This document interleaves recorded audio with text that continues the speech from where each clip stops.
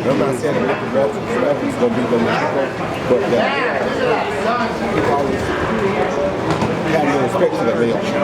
Nicholas Walton's on 11 months, and then you fight the best fighter in the game. You're not going to beat him. It's hard. You're not going to beat him if you fight everything.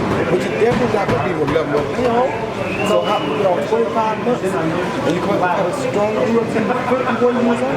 You got to remember, most baseball pitchers, what do we see the decline in there between the off-season and the next season? An older fighter can't take off that long of being completely inactive, then come back. That's why they say, why you always play basketball? Because I know as long as I fight, I got to keep my body active or I'll completely die.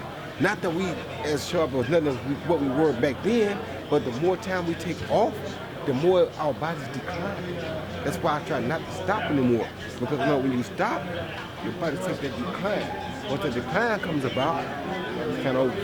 Roy, you know, this is the way a lot of fighters went out for the longest time. This is how great fighters ended their career. That's what we do. I mean, there's nothing wrong with that. That's how you do it. I just hate that we had to have such a long layoff between the fight he had last and this fight, because I would have rather seen him been active than go out like that, because being active gives you the opportunity to go out like that. His heart is so big and he's so challenging and he wants to fight the best that he can fight, but when you got a layoff like that, you have to take that into consideration, and I don't think we took it into consideration. Yeah. Does this have to do with kind of the cloth you and Bernard are cut? You're from that old school where this is how it has to end. Of course, that's the best way for us. Why is that? Because we are born fighters. We are Capricorns.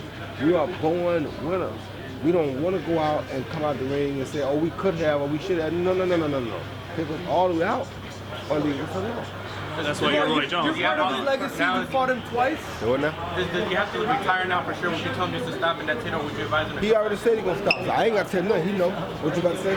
I said you fought him twice. You're part of his legacy, and he's part of your legacy. What was it going through your mind this last fight? And I don't think he's coming back. Nothing was going through my mind. I knew it was his last fight when I saw the first round. When I saw his legs, I said, no, it's over for him. Because his legs are done. Because he's been off so long that decline happened finally. Roy, you guys said that you left no stone unturned, but isn't it unfortunate we didn't get Bernard and Roy right in that sweet spot, 2002, 2003? Wasn't that something on the table? Highly unfortunate, but it wasn't my reason. It wasn't my fault of me. I mean, so you can't say nothing about it, but of course it's highly unfavorable that we didn't get it when the time came to get it. But when he was with Don King at the time, they didn't like, I couldn't get a fair split with them being with Don King, so.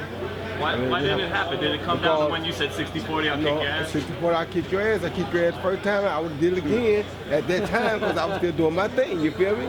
You must have forgot. Roy, what do you think about the Canelo Chavez talk? That's a very good fight I like to see because I think Canelo is the better fighter, but Chavez has a lot of heart and he's going to be the bigger fighter.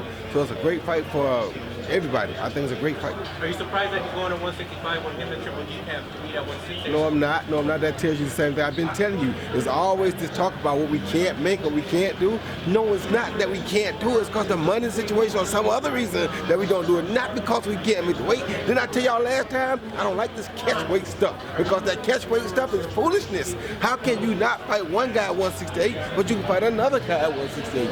Same thing with Triple G. He could have fought Chavez Jr. at 68, but he couldn't fought Warner at 68. So now he can't say nothing. That's why Canelo don't mind, because you can't say that about me. I fight Chavez Jr. at 68, but I'm not going to fight you at 68, or at 60. So, I mean, it's like the same thing. So you never know what their reasons are, but some of them, I think, use the weight for, I guess, a marketing tool or a way to negotiate, a negotiation tool. I don't like all that, you know what I'm saying? I just like to say, if you want to fight him, fight it.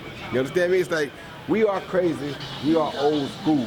We can't help it. We had to be that way to be great fighters. If we weren't crazy like that, we would not have been great fighters. Nothing against no other fighter, but that's just how it goes, okay?